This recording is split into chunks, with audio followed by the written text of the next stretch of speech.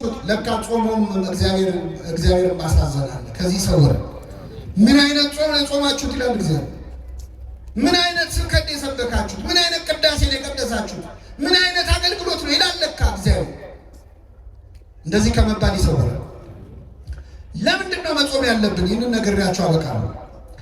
ክርስቶስ ለምን መጾም እንዳለበት ሲናገር ስለ ጽድቅ የሚራቡና የሚጠሙ ብፁዓን ናቸው። ስለምን? ስለ ጽድቅ እለ ይርህቡ ወይጸሙ በእንተ ጽድቅ፣ በእንተ ጽድቅ፣ ስለ ጽድቅ ብለው ብዙ የጾም ምክንያት አለ።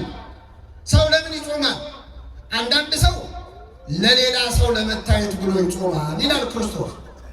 እንደ ግብዞች አትጾሙ፣ በሰው ሊታዩ ይጾማሉ አለ። አብረዋችሁ የሚሰሩ ሰዎች ሲጾሙ ስታዩ አቤት ያሳፍራል፣ እኔ ከበዓል ተለይቼ መብላት የለብኝም ብሎ ሰው እንዲያየው ይጾማል። ለታይታም ይጾማል። በጣም እየጾሙ ግን ሰው ካላየ ቅርብ ይላቸው፣ ካላወሩ በሽምብራ ሊጾሙ ይችላሉ ሰዎች። እንደው በቃ ይችን አብይ ጾም ቆሎ እየበሉ እየጾሙ ግን ሰው ሊሰማ ይፈልጋል። በቀጥታ በሽምብራ ጾማለሁ አይኖር፣ በተዘዋዋሪ ነግሯል። አንተ ሽምብራ ትወዱ የለ እንዴ ይላሉ። እግዚአብሔር ልጅ ከሆንክ እነዚህን ድንጋዮች ዳቦ አድርገህ ብላል። በጣም የሚገርም ቃል ልንገራችሁ፣ ከኔ ጋር በሉ። እነዚህን ድንጋዮች፣ እነዚህን ምኖች፣ አንድ ድንጋይ አይደለም ያለው ለክርስቶስ። ዳቦ አድርገህ ብላ ያለው አንድ ድንጋይ አይደለም። የትኞቹን ድንጋዮች? እነዚህን ምን አለ እንደው አንድ ድንጋይ የሚለው ይሄንን ከበሮ የዛ ጋር ያለውን ድንጋይ ዳቦ አድርገህ ብላ አይደለም ያለው። እነዚህን ድንጋዮች ነው ያለው። ክርስቶስ ባለበት ቦታ ላይ ስንት ድንጋይ አለ? ስንት ድንጋይ አለ? ብዙ። አረ መካከለኛው ምስራቅ አገሩ ራሱ ድንጋይ አለ። አገሩን ዳቦ አድርገህ ብላ ከማለት አይተናነስ። ሰይጣን ምን እያለ እንደሆነ ታውቃላችሁ? ስግብግብነት እያስተማረ ነው። ሰይጣን የሚያስፈልገንን ብቻ እንድንወስድ አይመክረንም። እነዚህን ድንጋዮች ነው የሚለው። ዓለም ላይ አሁን ያለው ገንዘብ ለዓለም ሕዝብ አንሶ ይመስላችኋል? ጥቂት ሀብታሞች ኪስ ውስጥ እኮ ነው ያለው የዓለም ሀብት። ታውቃላችሁ? የሆኑ ሰዎች የልጅ ልጄ በልቶት የማይጨርሰው ሀብት አለኝ ብለው ይፎክራሉ። የሆነ ሀገር ግን በጣም ብዙ ሕዝብ በረሃብ ያልቅ። አሁን ዛሬም እንደዚህ አይነት ፈተና ይፈትነናል እኮ ሰይጣን። አንቺ የእግዚአብሔር ልጅ ሆነሽ ለምንድን ነው የምትቸገሪው? የእግዚአብሔር ልጅ ሆነ ለምን ይርባሃል? ክርስቲያን አይደለም? በ40 በ80 ቀን ልጅነት አግኝተህ የለ? የእግዚአብሔር ልጅ ከሆንክ ለምን ትራባለህ? ቤተ ክርስቲያን ስትመላለስ አይደል እንደምትውለው? ምን ነው ስራ የሚበላሽብህ? ልጁ ባትሆን ነው ማለት ነው ይላል ሰይጣን። አንድ አይነት ነው ስልቱ። ክርስቶስን እንደፈተነ ክርስቲያኖችንም ይፈትናል። አዳምና ሔዋንን ምን አላቸው? ዕፀ በለስን ብትበሉ ሞትን አትሞቱም ብሉ ብሎ ጋበዛቸው። ዛሬም ሰይጣን በጓደኞቻችን አብረውን በሚውሉ ሰዎች አድሮ ዕፀ በለስ ባይሆንም ሌላ ብዙ ግብዣ ያቀርብልናል። እስከ ዛሬ ድረስ ዕፀ በለስን አልቀመስከውም ይላል። ዕፀ በለስ ላይሆን ይችላል። ወጣቶችን መጠጥ ጠጥተህ አታውቅም? እስከ ዛሬ አልቀመስከውም? እስቲ አንዴ ቅመሰው። አትሞትም እኮ ምን ትሆናለህ ይላል። የዛሬ 7000 ዓመት የፈተነው ፈተና አሁንም ይደግመዋል። በስመ አብ ወወልድ ወመንፈስ ቅዱስ አሐዱ አምላክ አሜን። እናማት በስመ አብ ወወልድ ወመንፈስ ቅዱስ አሐዱ አምላክ አሜን።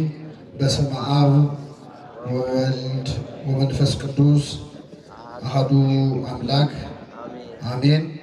ክቡር አባታችን የዚህ ታላቅ ካቴድራል አስተዳዳሪ፣ ክቡራን አበው ሊቃውንተ ቤተክርስቲያን፣ መምህራን፣ አባቶች፣ ካህናት፣ ወንድሞች ዲያቆናት፣ ምእመናን፣ ምእመናት ሁላችሁም በእግዚአብሔር ሰላምታ እንደምናመሻችሁ እንደምናመሻችሁ። አሜን። ምሕረት ቸርነቱን አብዝቶ እስከዚህች ሰዓት ያደረሰን በዕድሜያችን ላይ የዛሬዋን ዕለት ይህችን ሰዓት እየጨመረልን ቅዱስ ቃሉን እንድንሰማ ስሙን እየጠራን እንድናመሰግነው በቤቱ የሰበሰበን የአባቶቻችን አምላክ ልዑለ ባሕርይ እግዚአብሔር ስሙ የተመሰገነ ይሁን።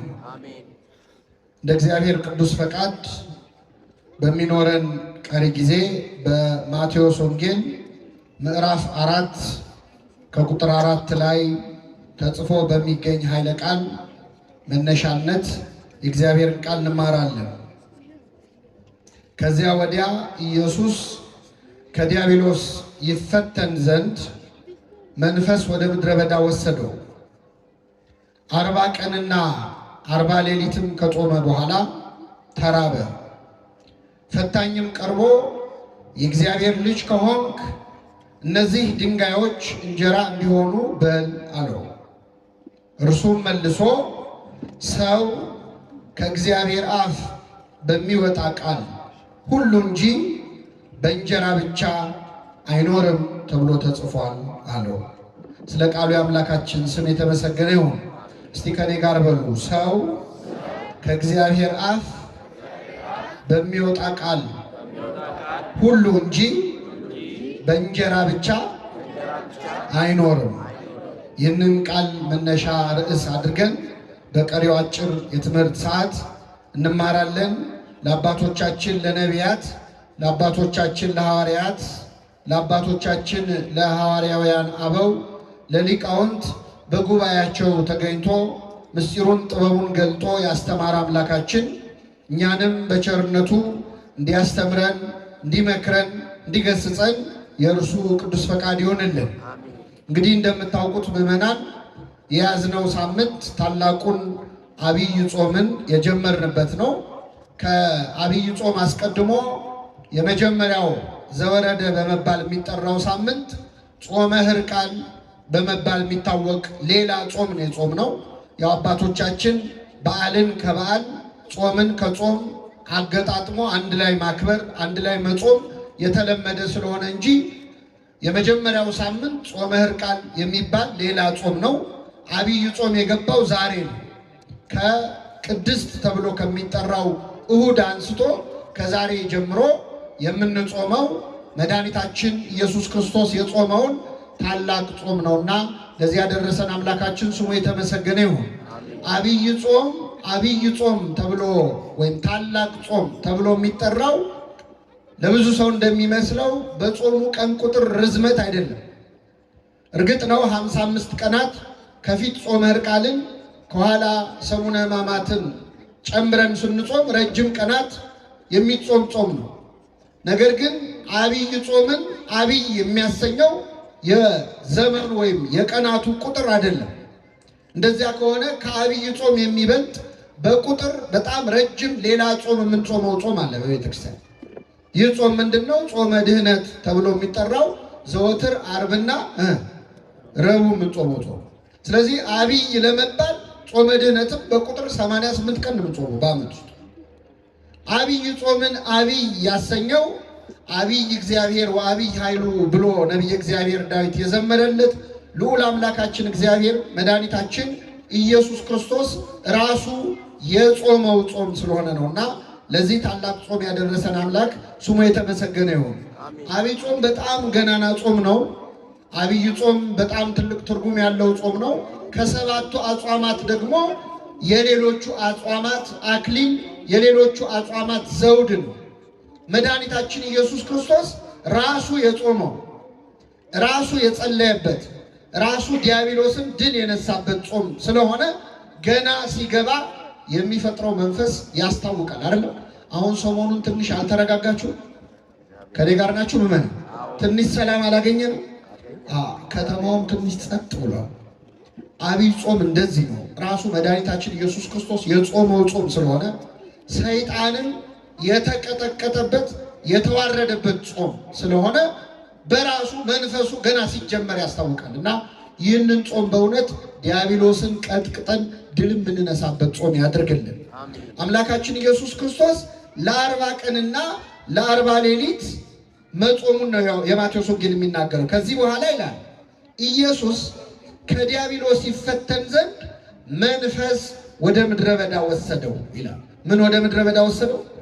መንፈስ። መድኃኒታችን ኢየሱስ ክርስቶስ በዮርዳኖስ ወንዝ በዮሐንስ እጅ በትሕትና ወርዶ ከተጠመቀ በኋላ መንፈስ ቅዱስ ወይም ፈቃዱ መንፈሱ ወደ ምድረ በዳ አነሳሳው ይላል። እንግዲህ ጻድቃንን ወደ ገዳም የሚያነሳሳ፣ ሰማዕታትን ወደ ደም የሚያነሳሳ፣ ክርስቲያኖችን ወደ በጎ ምግባር የሚያነሳሳ የማን መንፈስ ነው? የእግዚአብሔር መንፈስ ነው፣ መንፈስ ቅዱስ ነው። ልክ እንደዚያ ክርስቶስን መንፈስ ቅዱስ አነሳሳው ለማለት አይደለም። ምክንያቱም አብ፣ ወልድ፣ መንፈስ ቅዱስ ስንት ናቸው? አንድ ናቸው። ስለዚህ የራሱ መንፈስ ነው መንፈስ ቅዱስ። ፈቃዱ አነሳሳው የሚል ነው ትርጉሙ። ለእኛ ሲሆን ግን በአጠቃላይ መንፈስ ቅዱስ ወደ ምድረ በዳ ያነሳሳል። ሰው መንፈስ ቅዱስ ሲቀርበው እግዚአብሔርን ይናፍቃል። ሰው መንፈስ ቅዱስ ሲቀርበው ወደ ምድረ በዳ መሄድ ያምራዋል። አሁን በዓመት ውስጥ የሆነ ሰዓት የሆነ ገዳም ሄዶ የማረፍ ፍላጎት ኖሮን አያውቅም? ያውቃል። ሄደን ለአንድ ሳምንትም ይሁን ለ3 ቀንም ይሁን ለ7 ቀን ለ10 ለ14 ቀን ለ21 ቀን እንደው ገዳም ሄጄ ትንሽ አረፍ ልበል የሚል ስሜት ይሰማናል። ይህንን የሚያሳስበን ማን ነው? መንፈስ ቅዱስ። ሰው መንፈስ ቅዱስ ሲቀርበው ወደ ምድረ በዳ ይወስደዋል። ለክርስቶስ እንደተነገረው እኛ ክርስቲያኖችም ገዳማዊ ስሜት የሚሰማን እረፍት የመፈለግ ብቻ የመሆን የመጸለይ ፍላጎት የሚመጣው ከመንፈስ ቅዱስ ነው። ሰው መንፈስ ቅዱስ ሲያድርበት ወደ ገዳም መሄድ፣ ወደ ቤተክርስቲያን መሄድ ያምረዋል። መንፈስ ቅዱስ ሲርቀው ደግሞ ገዳም ምን ያደርጋል? ሰው መንፈስ ቅዱስ ሲርቀው ገዳም መሄድ ምን ያደርጋል? ገዳም መሄድ አይደለም ተራራ መውጣት አይደለም ይላል። ይኸው ክርስቶስ ወጥቷል ተራራ ለተራራ በገዳመ ቆሮንቶስ ብቻውን ነበረ። በመነነ በመነኮሰ ባህታዊ በሆነ አይደለም ይላል። ሰው መንፈስ ቅዱስ ሲርቀው ማለት ነው። እግዚአብሔር ቅዱስ መንፈሱን ከሁላችን አያርቅብን። ነቢየ እግዚአብሔር ዳዊት ሲጸልይ ምን አለ? ወመንፈሰከ ቅዱስ ይተውጽእ ላይ ቅዱስ መንፈስህን ከእኔ ላይ አትውሰድብኛል። ዳዊት መንፈስህን አታርቀው ያለው ለምን እንደሆነ ታውቃላችሁ? መንፈስ ቅዱስ የራቀው ሰው አይቷል። ዳዊት በዓይኑ አይቷል። ሳኦል የተባለው የመጀመሪያው የእስራኤል ንጉሥ ነበር። ሳኦል ርኩስ መንፈስ ያሰቃየው መንፈስ ቅዱስ ደግሞ ርቆት ነበር እና በዛ በርኩስ መንፈስ ሲሰቃይ ዳዊትን አምጥተው በገና እንዲደረድርለት ያደርጉ ነበር። ዳዊት በገና ሲደረድር በዳዊት በገና የሳኦል ርኩስ መንፈስ ይርቅለት ነበር። ድንገት ግን ይነሳና ዳዊትን ካልገደልኩ ብሎ ደግሞ ጦር ይወረውራል። ለተዘመረው መዝሙር ዝማሬ መላእክት ያሰማልን በማለት ፈንታ ጦር ይሰብክ ነበር። ይህንን ያመጣው ምንድን ነው? የማን መንፈስ ስለራቀው? የእግዚአብሔር መንፈስ። ሰው መንፈስ ቅዱስ ሲርቀው በገና ሲሰማ ጦር ይሰብክ። ምንድን ነው አቀዘቀዛችሁት ሞቅ አርጉት እንጂ የሚሉ ሰዎች አሉ። ይህን ሰሞን በገና ሲከፈት፣ የንስሐ መዝሙር ሲዘመር፣ ሰዓታት ሲቆም መንፈስ ቅዱስ ሲርቅ እንደዛ ነው። የተረጋጋ ነገር አትወድም። ጸጥ ያለ ነገር ይጨንቃል። ጸጥታ ይጮህብሃል። መንፈስ እግዚአብሔር ሲርቅ እንደዚህ ነው። እግዚአብሔር መንፈሱን ከሁላችን አያርቅብን። መንፈስ ወደ ምድረ በዳ ወሰደው በዲያብሎስ ይፈተን ዘንድ ይላል። ክርስቶስ በዲያብሎስ ይፈተን ዘንድ ነው የሚለው። በዚህ በ40 ቀንና በ40 ሌሊት ሲጾም መድኃኒታችን ኢየሱስ ክርስቶስ በዲያብሎስ ተፈትኗል። 40 ቀንም እየተፈተነ ይላል የሉቃስ ወንጌል። 40 ቀኑንም ሙሉ ዲያብሎስ ይፈትነው ነበር። የማቴዎስ ወንጌል ደግሞ ጾሞ ሲጨርስ ተራበ፣ ዲያብሎስም ሊፈትነው መጣ ይላል። ስለዚህ ክርስቶስ እየጾመ ተፈትኗል፣ ጾሞ ሲጨርስም ምን ብሏል? ተፈትኗል። የማርቆስ ወንጌል ደግሞ ምን ይላል መሰላችሁ? 3 ፈተናዎች አቀረበለት፣ ድል ነሳው ይልና ዲያብሎስም ለጊዜው ተወው ይላል። እስኪ በሉ ዲያብሎስም ለምን ተወው? ሰይጣን የሚተወን ለመቼ ነው? ለጊዜው ነው። ጥሎ ሄድ እንዳይመስል አለቀ። እስካልሞትም ሰይጣን አይተውም። እየጾመ ፈተነው፣ ጾሞ ሲጨርስ ፈተነው።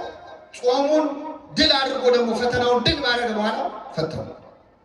አምላካችን ኢየሱስ ክርስቶስ 40 ቀንና 40 ሌሊት ነው የጾመው።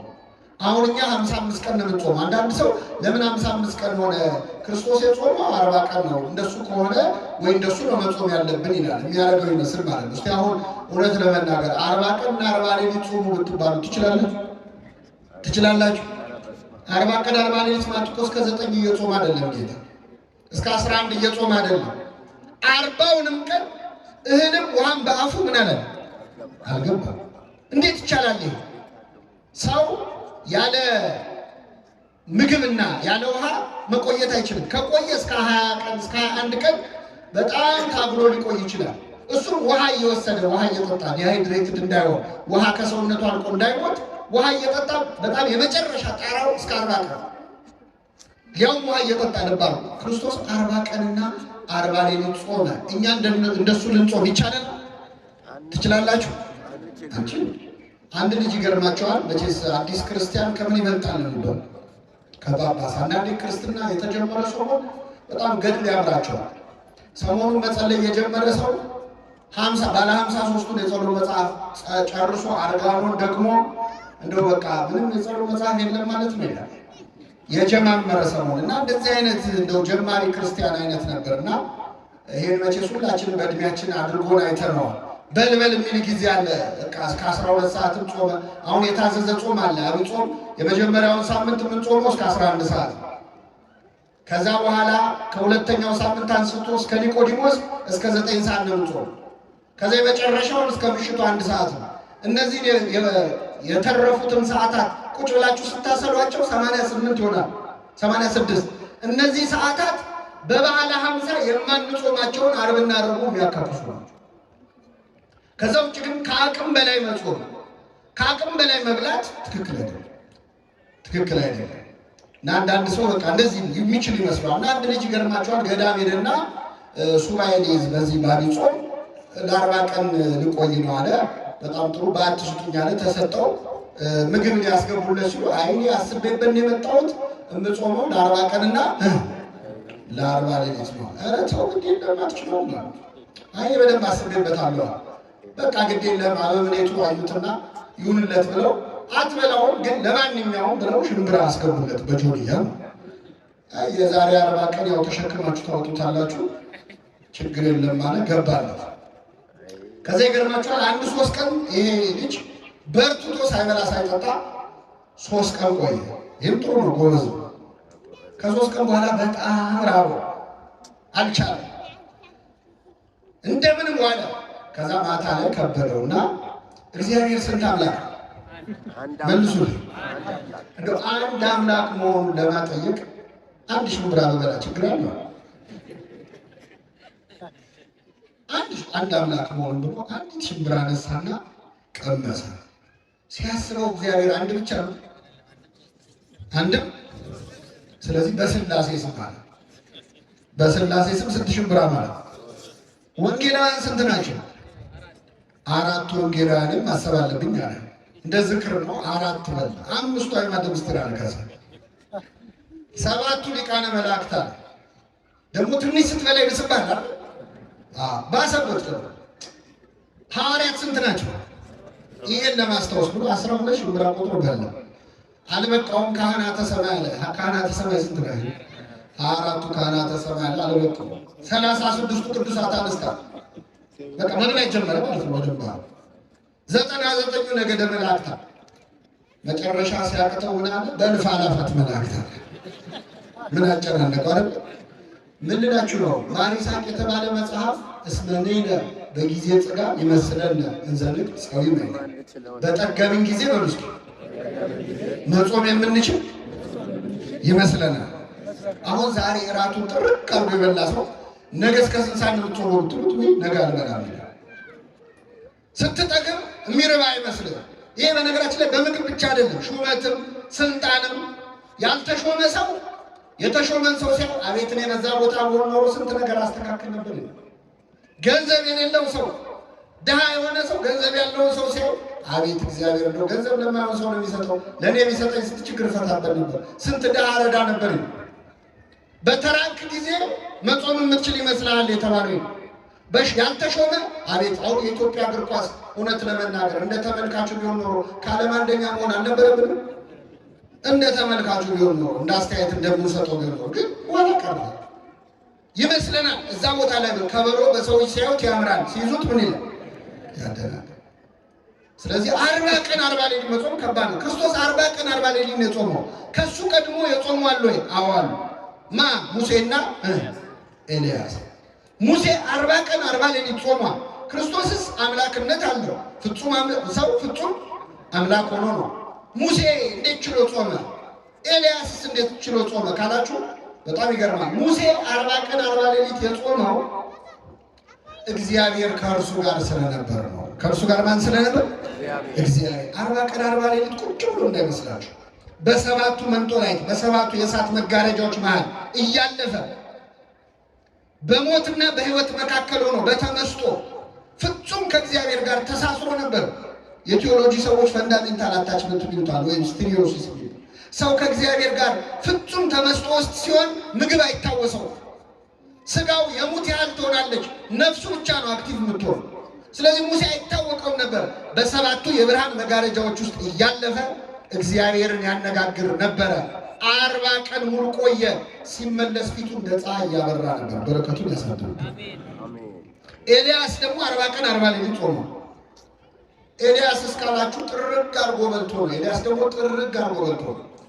አንደኛ ነገሥት ምዕራፍ 17 ላይ ኤልያስ ከዛፍ ስር ቁጭ ብሎ ተክዞ እያለ የእግዚአብሔር መልአክ ተገለጠለት። ሊቀ መላእክት ቅዱስ ፋኑኤል የተገለጠለት ይላሉ ሊቃውንት ሲተረጉሙ።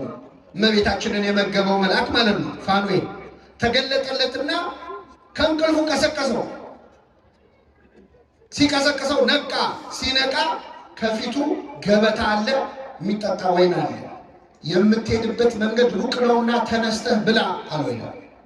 እሺ አለ። ጥቂት በላ፣ ጥቂት ተጎነጨ። መልሶ እንቅልፍ አሸነፈው፣ ተኛ። መልአኩ ቀሰቀሰው።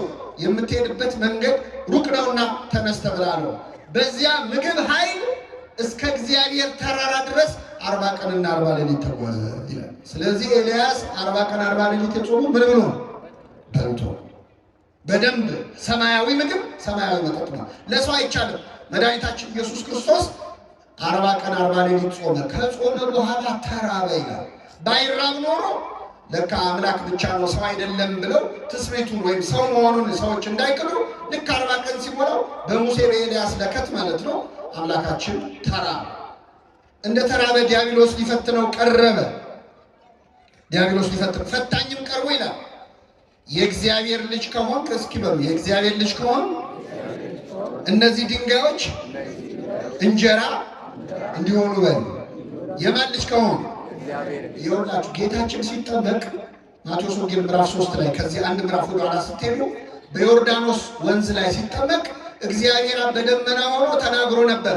የምወደው ልጄ ይህ ነው ብሏል። ሰይጣን እችን ሰምቷል። ስለዚህ ክርስቶስ አምላክ መሆኑን ገና አላወቀም። መስቀል ላይ ነው የሚያውቀው ሰይጣን በትክክል አምላክነቱን አያውቅም። ግን የእግዚአብሔር ልጅ የምትል ሲሰማ የሰው ልጅ ሰው ነው፣ የእንስሳም ልጅ እንስሳ ነው፣ የእግዚአብሔር ልጅ እግዚአብሔር ባህሪ ልጅ ሊሆን ይችላል ወይስ የጸጋ ልጅ ነው እንደ እስራኤላዊነቱ ብሎ ግራ ገባው። ስለዚህ የእግዚአብሔር ልጅ ከሆን ካለ በጥርጣሬ የእግዚአብሔር ልጅ ከሆን እነዚህን ድንጋዮች ዳቦ እንዲሆኑ በሚል። በነገራችን ላይ ሰይጣን ንቀት ነው መሰለን ሲፈትነን ዛሬም ድረስ ብዙ ስልት አይቀየርም። ይገርማችኋል። እስኪ በሉ የእግዚአብሔር ልጅ ከሆን እነዚህን ድንጋዮች ምን አድርግ? እንጀራ አድርግ፣ ዳቦ አድርግ። አሁን ዛሬም እንደዚህ አይነት ፈተና ይፈትነናል እኮ ሰይጣን። አንቺ የእግዚአብሔር ልጅ ሆነሽ ለምንድን ነው የምትቸገሪው? የእግዚአብሔር ልጅ ሆነ ለምን ይርባሃል? ክርስቲያን አይደለም? በ40 በ80 ቀን ልጅነት አግኝተህ የለ? የእግዚአብሔር ልጅ ከሆንክ ለምን ትራባለህ? ቤተ ክርስቲያን ስትመላለስ አይደል እንደምትውለው? ምን ነው ስራ የሚበላሽብህ? ልጁ ባትሆን ነው ማለት ነው ይላል ሰይጣን። አንድ አይነት ነው ስልቱ። ክርስቶስን እንደፈተነ ክርስቲያኖችንም ይፈትናል። አዳምና ሔዋንን ምን አላቸው? ዕፀ በለስን ብትበሉ ሞትን አትሞቱም ብሉ ብሎ ጋበዛቸው። ዛሬም ሰይጣን በጓደኞቻችን አብረውን በሚውሉ ሰዎች አድሮ ዕፀ በለስ ባይሆንም ሌላ ብዙ ግብዣ ያቀርብልናል። እስከ ዛሬ ድረስ ዕፀ በለስን አልቀመስከውም ይላል። ዕፀ በለስ ላይሆን ይችላል። ወጣቶችን መጠጥ ጠጥተህ አታውቅም እስከ ዛሬ አልቀመስከውም? እስቲ አንዴ ቅመሰው። አትሞትም እኮ ምን ትሆናለህ ይላል። የዛሬ 7000 ዓመት የፈተነው ፈተና አሁንም ይደግመው። አንድ አይነት ነው። ስለዚህ እግዚአብሔር ልጅ ከሆንክ ብሎ ክርስቶስን ፈተነው። እያንዳንዳችንን ልጅነታችንን እንድንጠራጠር እግዚአብሔር እውነት አባት ከሆነ ለምን እንዲሆናል? ለምን ይደርስብኛል? ለምን መከራ? ለምን እታመማለሁ ይላል ሰው። የእግዚአብሔር ልጅ ሆኜ እንዴት ይታመማል? ለምን ነው የማትታመመው? ልጁን የማይቀጣ አባት አለ አለ እንዴ? የለም። ወላጆቻችን ይጠቅማል ላሉት ነገር ይቀጡን ነበር። እግዚአብሔር ግን ከቅድስናው እንድንካፈል ለጥቅማችን ይቀጣናል ይላል ቅዱስ ጳውሎስ። ለጥቅማችን ይቀጣናል። እግዚአብሔር የሚቆነጥጠን ወደሱ እንድንቀርብ ልጆቹ ስለሆንን ነው። አቤት በመከራ ምክንያት ስንት ሰው ፈጣሪውን አገኘ። በበሽታ ምክንያት ስንት ሰው ከእግዚአብሔር ተዋወቀ። እግዚአብሔር የለም የሚሉ ሰዎች እኮ ጸበል ቀጂ የሆኑት በበሽታ ምክንያት። እግዚአብሔር በመከራ ይጠራናል። በሕይወታችን የሚገጥመንን መከራ ወደሱ ለመመለስ ምክንያት ያድርግልን። ስለዚህ የእግዚአብሔር ልጅ ከሆንክ እነዚህን ድንጋዮች ዳቦ አድርገህ ብለሃል። በጣም የሚገርም ቃል ልንገራችሁ። ከኔ ጋር በሉ። እነዚህን ድንጋዮች፣ እነዚህን ምኖች? አንድ ድንጋይ አይደለም ያለው ለክርስቶስ። ዳቦ አድርገህ ብለህ ያለው አንድ ድንጋይ አይደለም። የትኞቹን ድንጋዮች? እነዚህን። ምን አለ እንደው አንድ ድንጋይ የሚለው ይሄንን ከበሮ የዛ ጋር ያለውን ድንጋይ ዳቦ አድርገህ ብለህ አይደለም ያለው። እነዚህን ድንጋዮች ነው ያለው። ክርስቶስ ባለበት ቦታ ላይ ስንት ድንጋይ አለ? ስንት ድንጋይ አለ? ብዙ። አረ መካከለኛው ምስራቅ ሀገሩ ራሱ ድንጋይ ነው። ሀገሩን ዳቦ አድርገህ ብለህ ከማለት አይተናነስ። ሰይጣን ምን እያለ እንደሆነ ታውቃላችሁ? ስግብግብነት እያስተማረ። ሰይጣን የሚያስፈልገንን ብቻ እንድንወስድ አይመክረን። እነዚህን ድንጋዮች ነው የሚለው። ዓለም ላይ አሁን ያለው ገንዘብ ለዓለም ሕዝብ አንሶ ይመስላችኋል? ጥቂት ሀብታሞች ኪስ ውስጥ እኮ ነው ያለው የዓለም ሀብት። ታውቃለህ? የሆኑ ሰዎች የልጅ ልጄ በልቶት የማይጨርሰው ሀብት አለኝ ብለው ይፎክራሉ። የሆነ ሀገር ግን በጣም ብዙ ሕዝብ በረሃብ ያልቃል። ምን ባለ ሀብቶቹ ላይ የደፈደፍ እንዳይመስላችሁ። እዚህ ያለነው ሰዎች በአቅማችን እኮ እኛ ቤታችን ጠግበን የምንደፋው ምግብ ራቱ ሊሆን የነበረ ሰው እኮ አለ የለም። አንተ ማትለብሳቸው ቁምሳጥኑ ውስጥ የሰቀልካቸው ልብሶች የወንድም ልብሶች ነበሩ። እሱን ይለብሰው ነው ይገባ የነበረው። አንተ ጠግበህ የምትደፋው ምግብ አልጣፈጠኝም ብለህ ከፍለህበት የምትመልሰው ምግብ ለሆነ ሰው ራቱ ይሆን ነበር። እነዚህን ድንጋዮች ዳቦ አድርግ ማለት ዓለም ስግብግብ እንድትሆን ነው ሰይጣን የሚያስተምረው። ሌላው ድንጋይ ዳቦ ማድረግ ተአምር ነው። ተአምር የሚሰራው ደግሞ በመንፈሳዊ ጸጋ ነው። አይደለም? መንፈሳዊ ጸጋህን ለሆድህ ተጠቀምበት አለው ለክርስቶስ። ተአምር የማድረግ ችሎታህን ዳቦ ብላበት ይላል። ምን ማለት መሰላችሁ? ሰባኪው ስብከቱ፣ ዘማሪው መዝሙሩ፣ ካህኑ ክህነቱ፣ አጥማቂው ጥምቀቱ፣ ጳጳሱ ጵጵስናውን፣ አገልጋዩ አገልግሎቱን ድንጋይ ዳቦ ለማድረግ እንዲያውለው ይፈልጋል ሰይጣን። አንተ ይሄን ጸጋ ይዘህ ለምን ትራባለህ? ለምን ትቸገራለህ? እነዚህን ድንጋዮች ዳቦ አድርግበት እንጂ ኧረ ተጠቀምበት ይላል። እንዲህ ካለ ፈተና እግዚአብሔር ሁላችን ይሰውራል። ይህን ጊዜ ክርስቶስ ምን አለ? ወደ ርዕሳችን መጣ። ሰው ከእግዚአብሔር አፍ በሚወጣ ቃል ሁሉ እንጂ በእንጀራ ብቻ አይኖርም። ሰው ከእግዚአብሔር አፍ በሚወጣ ቃል ሁሉ እንጂ በእንጀራ ብቻ አይኖርም አሉ። ብዙ ትርጉም ነው ያለው ይሄ። ግን አሁን ያለነው ጾም ላይ ስለሆነ ሰው ከእግዚአብሔር አፍ በሚወጣ ቃል ሁሉ እንጂ በእንጀራ ብቻ አይኖርም ማለት ምን መሰላችሁ? ሰው በመጾም ጭምር እንጂ በመብላት ብቻ አይኖርም። በጾም ነው። ጾም ራሱ ምግብ ነው እያለ ነው ክርስቶስ። ሰው በእንጀራ ብቻ አይኖርም። በእንጀራ አይኖርም አይደለም፣ በእንጀራ ብቻ። እንጀራ ያስፈልጋል አያስፈልግም? አንዳንድ ሰው ሲመጻደቅ እንደዚህ አይነት ትምህርት ለማስተማር እንደዚህ ቤተክርስቲያን አትም ስሩ የማይሰራ ምን አይበል አይብላ ነው የምትለው። እንጀራ ያስፈልጋል አያስፈልግም? አንዱ ገዳም ሄደና አባ ስልዋኖስ የሚባሉ አባት ያሉበት ገዳም ሄዶ እና ስራ እንስራ ይሉታል መነኮሳቱ። ያው መነኮሳት ስራ ይሰራሉ አይደል? ስራ ያጣ መነኩሴ ምን ያደርጋል? አትፍራችሁ። ለምን መሰላችሁ? ቆሞ ቀዶ ካልሰፋ ሰይጣን ሌላ ስራ ይሰጠዋል። ሰይጣን የሚሰጠው ስራ ኃጢአት ስለሆነ ደህናውን ቆም ቀዶ ሊሰፋ ይሻላል። እና ይህ አባት ገና ጀማሪ መነኩሴ ነው። ገዳም ገባ እና ቆፍር ስራ አገዘን ሲሉት አይ እኔ ልጸልይ ነው እንጂ ልሰራ አልመጣሁም ነው። በኋላ መነኮሳት ተመካከሩና ማታ ምግብ የሚበላበት ሰዓት የሚደወል ደወላ እሱ እንደወል ሳትደውሉ ዝም ብላችሁ ተሰብሰቡና ብሏል። ተሰብስበው ሲበሉ ቢጠብቅ አይደወልም ሰው። ከዛ ቢጠብቅ ሲያጣ ማዕድ የሚበላበት ደጀ ሰላም ሄደና ሲያያቸው እየበሉ ነው። እንደምነው አጣውኝም እንዲ ያለ አይ አንተ መንፈሳዊ ስለሆንክ ምግብ አያስፈልግህም። የማይሰራ ምን አይበል አይብላ። ሰው ከእግዚአብሔር አፍ በሚወጣ ቃል ሁሉ እንጂ በምን ብቻ አይኖርም አለ እንጂ በእንጀራ አይኖርም ማለት ነው። ይህች ከእግዚአብሔር አፍ የወጣች ቃል ምንድነች ካላችሁ ጾም ነች። ጾም ከራሱ ከእግዚአብሔር አፍ የወጣች ቃል ነች። ለምን? እግዚአብሔር በነገራችን ላይ 10ቱ ትእዛዛትን ሳይሰጥ አትስረቅ፣ አትግደል፣ አታመንዝር፣ ከኔ በቀር ሌላ አምላክ አታምልክ ሳይል በፊት መጀመሪያ የሰጠው ሕግ ጾም ናት። ዕፀ በለስን ምን አትበል? አትብላ። አትብላ ማለት ምን ማለት ነው? ጾም ማለት ነው። አዳምና ሔዋን ጾም ታውጆባቸዋል። ከምንድን ነው ጾሙ? ከዕፀ በለስ። እስከ 9 ሰዓት ነው አይደል? እስከ ዕድሜ ልክ ዕፀ በለስን አትብሉ። ስለዚህ የመጀመሪያይቱ ከእግዚአብሔር አፍ የወጣች ቃል ጾም ነች። ስለዚህ ሰው ከእግዚአብሔር አፍ በሚወጣ ቃል ሁሉ እንጂ ወይም በጾም እንጂ በእንጀራ ብቻ አይኖርም። ቤተክርስቲያናችን የጾም ቤተክርስቲያን ነች። ጾምን በደንብ ተረድታለች። አሁን በዚህ ሰሞን ክርስቶስ ጾሟል ብለን እንጾማለን። ለምን? ክርስቶስ የሚጾመው ምን ጥቅም ሊያገኝ ነው? እጸድቃይ ጻድቅ፣ እከብራይን ክቡር፣ እነጻይ ንጹሕ ነው።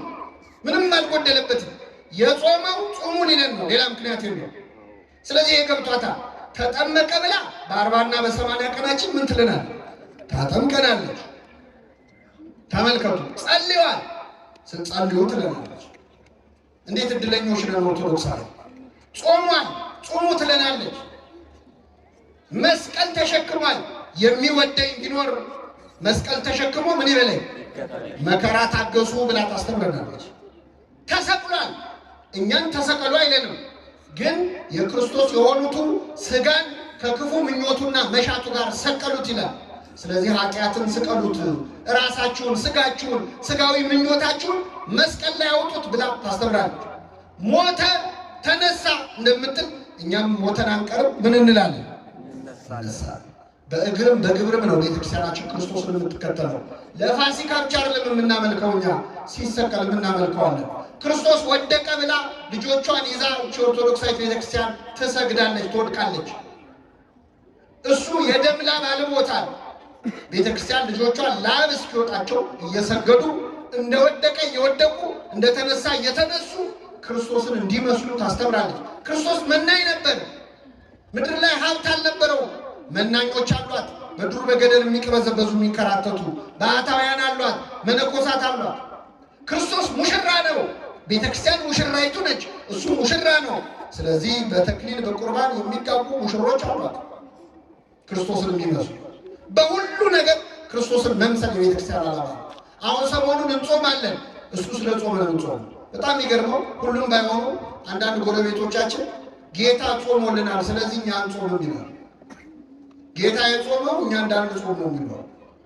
ተስማማላችሁ? ምመና ጌታ ጾሞልናል የሚሉ ሰዎች ብንጠይቃቸው ምንድን ነው? ጌታ ምድር ላይ ያለ ምግብ በልቷል አልበላም? አልበላም? ውሃ አስጠጥቷል አልጠጣም? እንቅልፍስ ተኝቷል አልተኛም? ስለዚህ ጌታ ጾሞልናል ብለው የማይጾሙ ሰዎች ጌታ እንቅልፍ ተኝቶልናል ብለው ማቆም አለባቸው። እንቅልፍ ለምን ይተኛሉ? ጌታ ተኝቶልናል። ምግብ ለምን ይበላሉ? ጌታ ምን ብሎልናል? በልቶል። እንዴ መርጦ ነው እንዴ? ከመሃል ጾማን ብቻ ነው እንዴ ጾሞልናል የሚባለው? ብዙ ነገር አድርጎልናል እኮ። አርአያ የሆነ ምሳሌ የሆነ ክርስቶስ በነገራችን ላይ ጾም ያስፈልጋል አያስፈልግም የሚለውን ጥያቄ አልመለሰው፣ ዘለለው።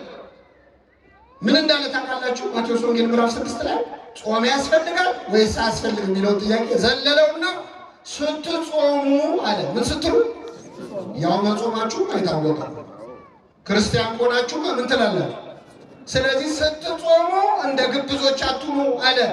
መጾም ጥያቄ ውስጥ አይገባም። ራሱ ጾም ያስፈልጋል አያስፈልግም የሰይጣን ጥያቄ። ክርስቶስ ዘለለውና ስትጾሙ ብሎ አፈጻጸሙ ላይ ነው ማብራሪያ የሰጠው እንጂ መጾምማ የማይቀር። የእኛ ቤተክርስቲያን መንፈሳዊት ክርስቶሳዊት ቤተክርስቲያን ስለሆነች ሰበብ እየፈለገች ነው ጾም፣ ሰበብ እየፈለገች። አሁን ጌታ ጾመ ብላ ታጾመናለች። ትንሽ አረፍ ታደርገና ደግሞ ሐዋርያት ጾመዋል ብላ ታጾመናለች። ትንሽ አረፍ አድርጋ ደግሞ ፍልሰታ ታጾመናለች። ልክ እንዴት ነው ወላጆች ታውቃላችሁ፣ ምግብ ሲያጎርሱ እችም ጉረስና የመጨረሻ በቃ ከዚህ በኋላ አትጎርስም የሚሉት ነገር አለ። ቤተክርስቲያን ጾምን እንደ ምግብ ነው የምትሰጠው። አንዴ ተፈታ አንዴ ተያዘ እያለች እያረሳሳች ማለት።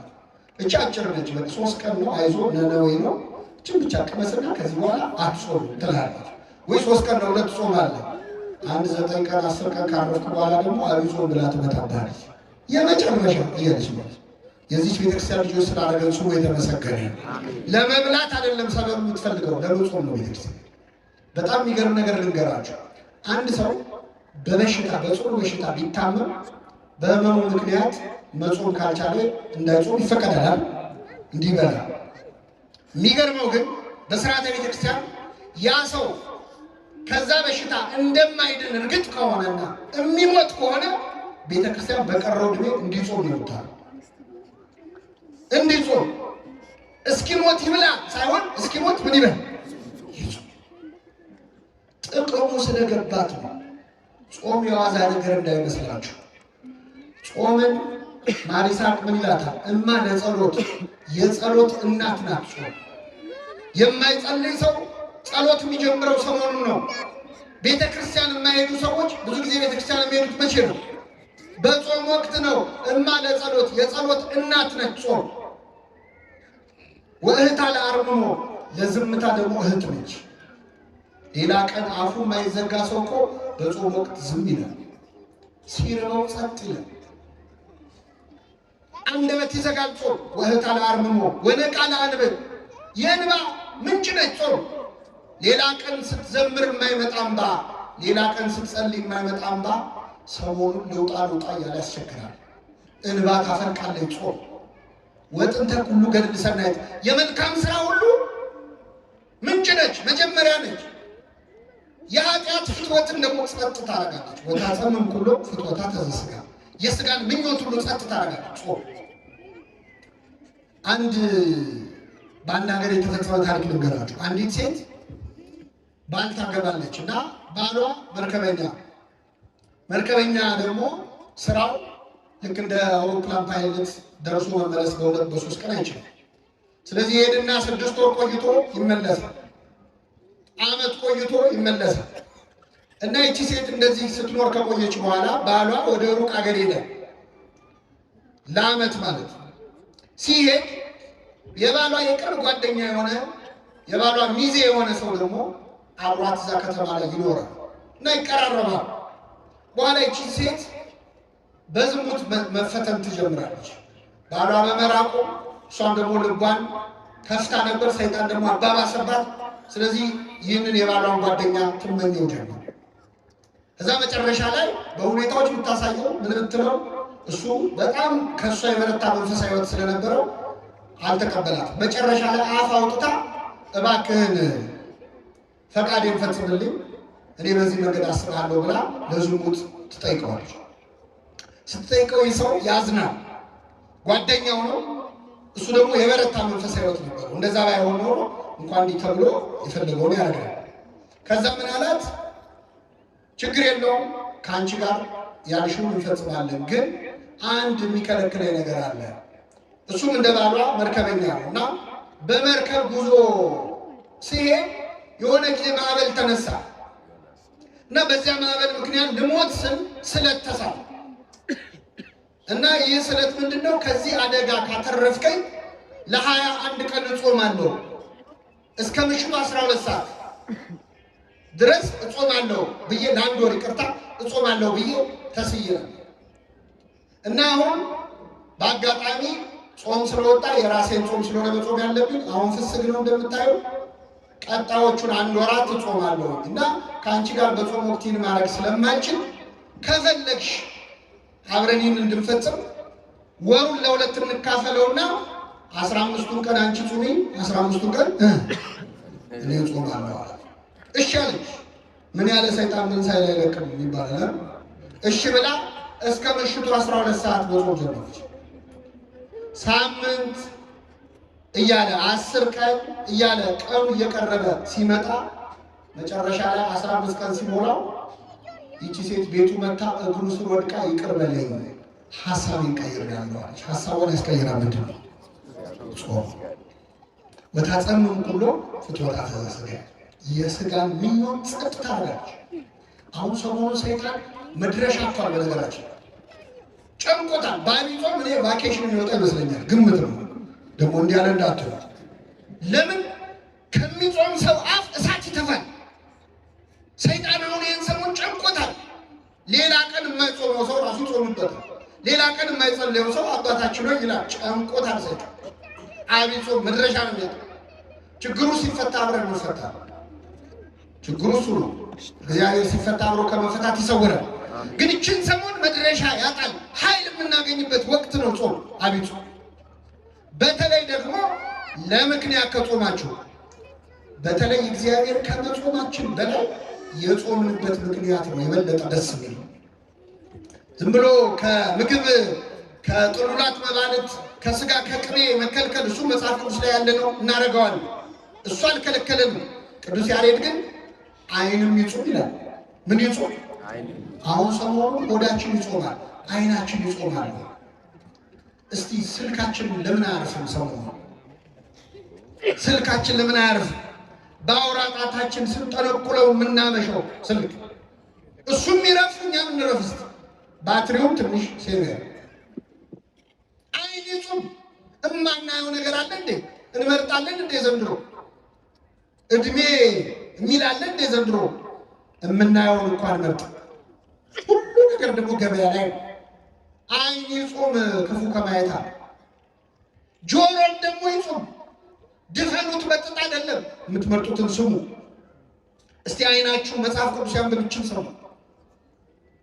እስቲ ቅዱሳት ስዕላትን ይመልከት። መንፈሳዊ ፊልም ተመልከቱበት። ቴሌቪዥኑ ማረፍ ይበል።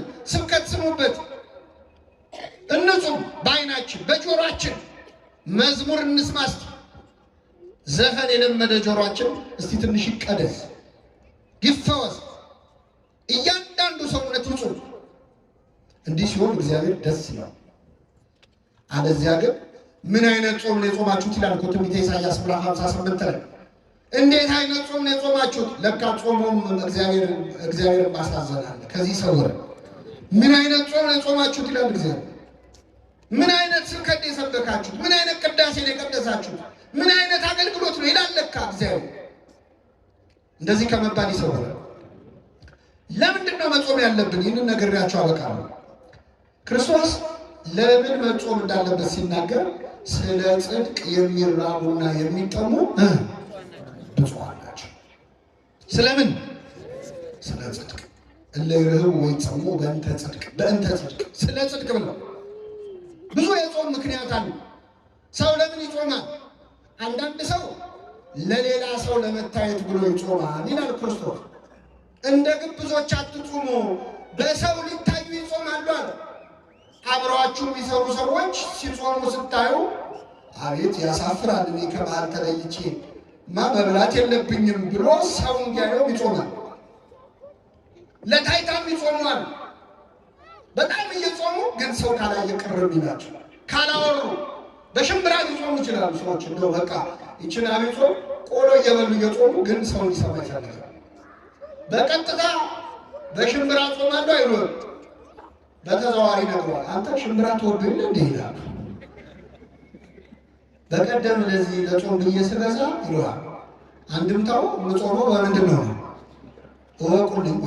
የአንዳንድ ሰው ጽድቁን ያወራል። እኔ ጥሎብኝ ለድሃ መርዳት ወዳለሁ፣ ግን እረዳለሁ ብዬ ማውራት አልወድም የሚሉ ሰዎች ምን እያረጉ ነው? አይገርም? ትሕትናውም እንዳይቀር ትዕቢቱም እንዳይቀር እጅ ታጥቦ ኃጢአት መስራት እንደ ጲላጦስ ነው። ከደሙ ምንድን ነው ያለ? ትሑትም ነኝ ትዕቢተኛም ነኝ። እና ጾም ለታይታ ሲጾም ደስ አይለውም እግዚአብሔር። እንደ ግብዞች አትጾሙ፣ ለሰው ልትታዩ አትጾሙ አለ እግዚአብሔር። እንዲያች ይሄ አዋጅ ጾም ነው። አሁን አብይ ጾም ሰው እንዳያየኝ ብለህ ብላ እያልኩ አለ እኮ። እውነት ነው ብሎ ሄዶ ይበላል አሁን አይደል? ይሄ አዋጅ ነው። ጾም ካልጾም ከሱ አይደለም። ግን ሐሳብ የምታደርግበት ምክንያት ለታይታ ከሆነ እግዚአብሔር ያዘ።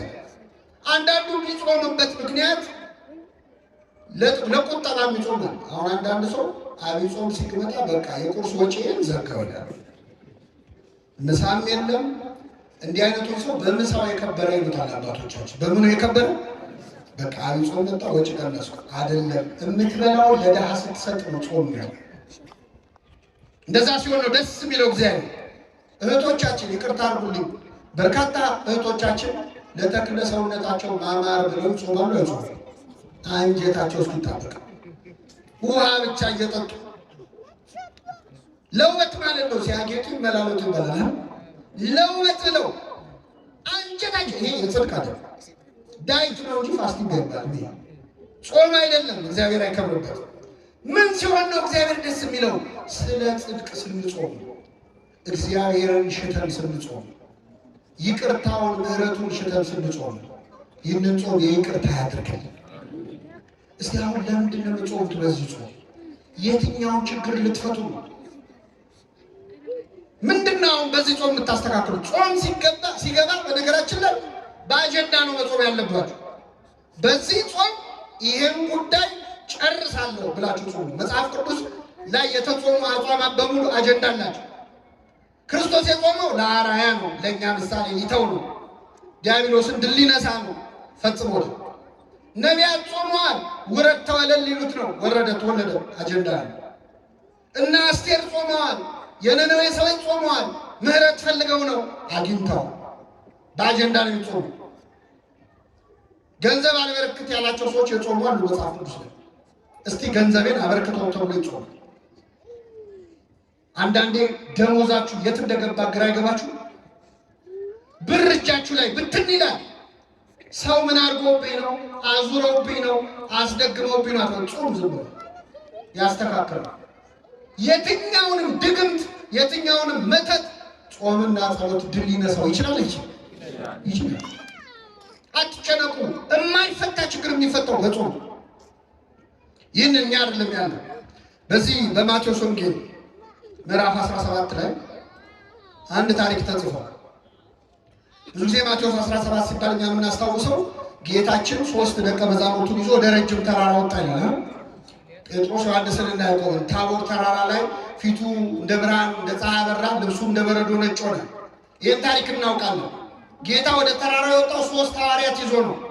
3 ሐዋርያት ሲወጡ ስንት ይቀራሉ? 9 ይቀራሉ። 9 ደቀ መዛሙርት ከተራራው ስር ነበሩ። አንድ ችግር ገጥሟቸው ጭንቀት ላይ ነበሩ። ይገርማቸዋል። እዛ ብርሃን እየበራ ነው፣ እነሱ ይጨልሙባቸው። ምን መሰላችሁ? አንድ ሰውዬ ጋኔን የተያዘ ልጁን ይዞ ወደ ክርስቶስ መጣ እንዲፈወስለት። ይዞት መጣ። ጌታ 3ቱን ደቀ መዛሙርት ይዞ ተራራው ጫፍ ላይ ያሉት ደቀ መዛሙርት ስንት ናቸው? ደቀ መዛሙርቱ ደግሞ አጋንንት የማውጣት ስልጣን አላቸው። ሄደው አጋንንት ስለ ስም ተገዙልን ብለው መጥተው ለክርስቶስ ነግረውታል። አጋንንት ስለተገዙላችሁ ደስ አይበላችሁ፣ ስማችሁ በሰማያት ስለተጻፈ ደስ ይበላችሁ ብሏቸው። ስለዚህ አጋንንት ያወጣሉ። ስለዚህ ጌታ ባይኖርም ተማሪዎቹ ደቀ መዛሙርቱ ያወጡልኛል ብሎ ይህ ሰውዬ አመጣውና ያንን ልጅ እባካችሁ ይህንን ርኩስ መንፈስ አስወጡልኝ፣ ልጄ በጨረቃ ይጥለዋል አለ። በምን ይጥለዋል? ማታ ማታ ሲመሽ እያነሳ ይጥለዋል። አንዴ ወደ እሳት አንዴ ወደ ውሃ እያነሳ ያፈርጠዋል። አብሮት ያደገ ጋኔን ነው። አብሮን ያደገው ከህፃንነቱ ጀምሮ እስካሁን ያሰቃያል። እና እባካችሁ ይህንን ጋኔን ገስጻችሁ አስወጡልኛል። ይገርማቸዋል። ይህ ጋኔን 9 ደቀ መዛሙርት ቢሉት ቢሰሩት አልወጣም። ስንት ሆነው? መልሱልኝ። ደግሞ ምን አይነት ክፉ ጋኔን እንደሆነ ነገራችሁ። ማለት ጋኔን ጥሩ የለውም፣ ግን ይሄ ክፉነቱ አይሰማም፣ አይናገርም። ምን አይልም። የት ነው ያዝከው ስትለው አይሰማም። መች ነው የምትወጣው ስትለው አይመልስም። ደንቆሮው ዲዳ ነው። ውጣ ቢሉት ወዲያ ቢሉት ለ9 እምቢ አለ። ይህን ጊዜ ጸሐፍት ፈሪሳውያን እዛ ቆመዋል። መሳቅ ጀመሩ። 9 ሆኖ አቃታቸው ብለው ነው። አሁን ምን አለ እዚህ ጉባኤ ላይ ርኩስ መንፈስ ያለበት ሰው በጣም ቢረብሽ፣ እዚህ የረበሸው ርኩስ መንፈስ ያለበት ሰው አምጥተን እዚህ ያሉ 9 ካህናት ውጣ ቢሉት አልወጣም ቢል እናንተ ምን ታስባላችሁ? አዲስ አበባ ውስጥ እኮ ቄስ የለም። ድሮም እኛ እናውቀዋለን። ድሮ ቀረ ካህን ምን ይላል? ካህን የለም ለ9 ወዲህ ቢሉት ሌላ ቀን እንኳን ጋኔን ያወጡ ሐዋርያት እኮ ናቸው። ይገርማችሁ። ሌላ ቀን ያወጡታል። አሁን ግን እንዲያ ከዛ ይሁን ይሾካሾካሉ፣ ይስቃሉ። ሐዋርያት 9 ሽምቅቅ ብለው ቆመዋል። ጋኔኑ ልጁን ያንፈራፍረዋል። ይህ ሲሆን ጌታ 3 ደቀ መዛሙርቱን ይዞ ብርሃነ መለኮቱን ምን እያለ ነው? እያበራ ነው። ጴጥሮስ እዛ ቆሞ ጌታ ሆይ በዚህ መሆን ለኛ አቤት ወንድሞች እዛ ይሰቃያሉ፣ አንተ በዚህ መሆን ለኛ መልካም ነው። አንተ ሲመች እኮ አይታየም የሰው ችግር። ከዛ ጌታ ከዚያ ተራራ ወረደ። ሲወርድ ያ ሰው የቀረበውና ጌታ ሆይ ልጄን ወደ ደቀ መዛሙርት አመጣሁት፣ ሊፈውሱት ግን አልቻሉም። ቢቻልህስ ልጄን ፈውስልኛል። ምን ቢልህስ? ለማን ነው ቢቻልህስ? ለክርስቶስ ቢቻልህስ ይባላል። ለእግዚአብሔር ምን የሚለው የለም። ቢቻልህስ ያለው ለምን መሰላችሁ? ደቀ መዛሙርቱ ካቃታቸው ያው መምህራቸውም የእነሱ ቢጤ ነው። አሁን እኮ እግዚአብሔርን ያስናግረው እኛ አገልጋዮች ነው። እኛ ስላልቻለን የማይችል እንዳይመስላችሁ። እኛን ያቃተን እሱ ሁሉን ማድረግ ይችላል። ቢቻልህስ አለው። ቢቻልህስ ትላለህ? ለሚያምን ሰው ሁሉ ይቻላል። ይህን ጊዜ ሰውየው ምን አለ? አምናለሁ፣ አለማመኔን እርዳው አለ። እስኪ በሉ አምናለሁ፣ አለማመኔን። ይህ ሰው ያምናል አያምንም? ያምናል አያምንም? ለምን? ምን አለ? ምን እላለሁ? አምናለሁ አለ። መልሶ ደግሞ ስለዚህ የሰው ያምናል አያምንም? ግራ ገባችኋል? እሱም ግራ ገብቶታል። ያምናልም አያምንምም። አምናለሁ ምንን እርዳው? እያመኑ አለማመን አለ ለካ። ግራ ገባችሁ? ልቀይርና ልንገራችሁ። እጾማለሁ በሉ እስኪ። አለመጾሜን እርዳው። እንጾማለን አንጾም ግን እየጾምን ነው። ስጋ እንበላም፣ የሰው ስጋ ግን እንበላም። አናማም፣ አንዋሽም፣ አፋችን አይጾምም፣ አንደበታችን አይጾምም። ከስጋ ከእንጀራ ከምግብ ግን ምን እንላለን? ስለዚህ በሉ እጾማለሁ። አይደከማችሁ መሰለኝ። እጾማለሁ ብሉ። አለመጾሜን እጸልያለሁ። እንጸልያለን አንጸልይም? ግን ደግሞ እንጸልይ። እየጸለያችሁ አባታችን ሆይ እያላችሁ አባታችን ሆይ ከመቼው እንዳለቀ ግራ ገብቷችሁ አያውቅም? ያውቃል። ያውቅ የጸሎት መጽሐፍ እየጸለይን ስንት ገጽ ቀረው ብለን ቆጥረን አናውቅም? እጸልያለሁ በሉ። አለመጸለየን እየጸለዩ አለመጸለያ፣ እየዘመሩ አለመዘመር፣ እየቀደሱ አለመቀደስ። አምናለሁ አለማመኔን እርዳዋል። ይህን ጊዜ ጌታ ምን አለው? የማታምን ትውልድ ሆይ እስከ መቼ ከእናንተ ጋር እኖራለሁ አለ። አመጣው፣ ውጣ አለው። ጋኔኑ ወዲያውኑ ወጣ። ህዝቡ ሁሉ ወደ ቤቱ ሄደ። 9 ደቀ መዛሙርት ቅድም ለ9 እምቢ አላቸው አላልኳችሁ? 9 ወደ ጌታ መጡ። ጌታ ሆይ እኛ ልናወጣው ያልቻልነው ለምንድን ነው? ለምን አቃተን? 9 ሆነን ለምን አቃተን ሲሉት ስለ እምነታችሁ ማነስ ነው። ነገር ግን አለ ይህ አይነቱ ጋኔን ያለ ጾምና ያለ ጸሎት አይወጣም። ዝንቱ ዘመን ይወጥ ዘእንበለ በጾም ወበጸሎት። ይህ አይነቱ የጋኔን ወገን እንግዲህ አጋንንቱን እኩል አይደሉም። ከዋነኞቹ አለቆች ወደቋል። ሳጥናኤልን የመሰሉ ደግሞ ከታች የወደቀ ተራ መልአክ አለ። እንዲህ አይነቱ ወገን እንዲህ አይነቱ ነገድ ያለ ጾም እና ያለ ጸሎት አይወጣም። ከኔ ጋር ናችሁ ምዕመናን? አሁን እኛ እዚህ ይህንን ትምህርት ብትሰሙ ምዕመናን አልወጣ ያለ ጋኔን የለብንም? እስቲ አስታውሱ። ከልጅነት ጀምሮ እምቢ ያለ አልወጣ ያለ ችግር መጀመሪያ እስቲ ሀገራችን ኢትዮጵያ አልወጣ ያለ ጋኔን የለበትም? አንዴ ወደ እሳት አንዴ ወደ ውሃ ይጨምረዋል ተብሏል። ሀገራችን ኢትዮጵያ አንዴ ወደ ሰላም አንዴ ወደ ጦርነት የሚጨምር ጋኔን የለበትም? አለባት። አንድ ሰሞን እፍ ብለን በፍቅር እንላለን፣ ጥቂት ቆይተን እንጋደላለን። መቼ ነው የምናርፈው? የዚች ሀገር ሰላም መቼ ነው የሚመጣው? ያቺ ሴት መታ ጨርቁን ነክታ ደሟ ቀጥ አለ ይላል።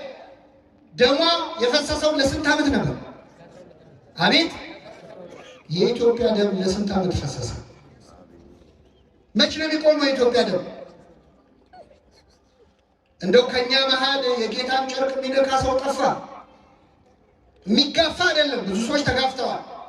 ኃይል ከኔ ወጥቷል እንዲል የሚያደርግ አንድ በእምነት ጨርቁን የሚነካ ጠፋው። ምንድነው? እንደ ሀገር አለቅ ያለን ጋኔ። ይህንን ጾም አለቅ ያለን ጋኔን የሚያወጣ ያድርግልን። አሜን። በግላችንስ አልወጣ ያለ ሰይጣን የለም? ከልጅነታችን ጀምሮ አለቅ ያለን ልጄ ማታ ማታ ይነሳበታል በጨረቃ አለ። አንዴ ወደ ውሃ አንዴ ወደ እሳት ይጨምረዋል። ወጣቶች ማታ ማታ የሚነሳ ኃጢአት የለም? ማታ የሚጀምር ስካር፣ ማታ የሚጀምር ኃጢአት ዝሙት የለም?